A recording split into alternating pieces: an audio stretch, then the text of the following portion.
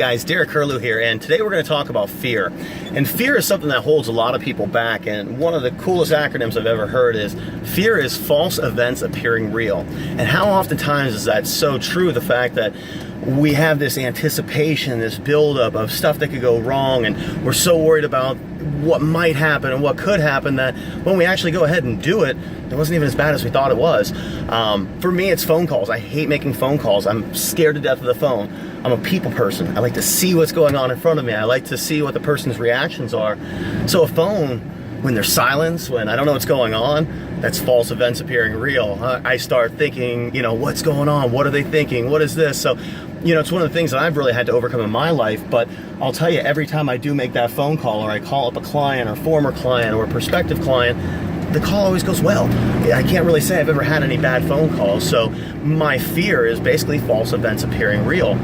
That also goes along with the fact that people, when they're starting a new exercise program and specifically boot camp, they're scared to death. They think it's not for them. They think, man, I'm too big, or I've gone too long without exercising, or I never played sports. I have no athletic ability. I don't know my lefts from rights. I'm uncoordinated. I've heard all the excuses, and sadly, none of those even matter.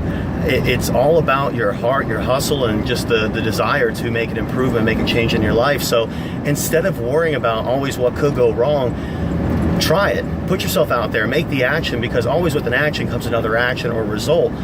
Without any type of activity, if you never make that first step, you're never going to have that feedback that you need to make the next step in the next direction. So a lot of times, guys, when we are overcoming our fears, it's what we fear the most, really, that we need to take on. That is that next thing. Like, if it scares us, like, man, that's a good thing. I guess there's so many times in life, especially as an adult, you get out of test taking in school and you get out of all the different things that there's like pressure built up, and you don't have that, what do you call it, that nervous anticipation, that excitement, that whatever it is before like a big game, a big test, like maybe you did, when you were younger or in high school or something along those lines.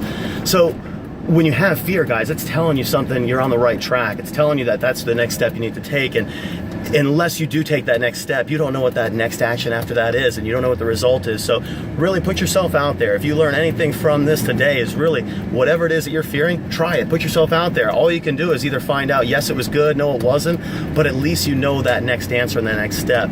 If it wasn't good, where can we go wrong? Where can we make it better the next time around? If it was great, then hell yeah, let's jump right into it the next time and not be so trepidatious. So it's one of those things. Don't let fear throw you. Don't let fear hold you back. Remember, fear is false events appearing real, and as long as you can harness your fears, guys, you can harness a whole lot of things that you didn't know you were capable of doing, and I think you'll find there's a lot more potential that's untapped, and you might surprise yourself. Guys, Derek Curlew here. Hopefully you got a good lesson out of this today, and I hope to hear what some of the things that you overcome in the next couple weeks are.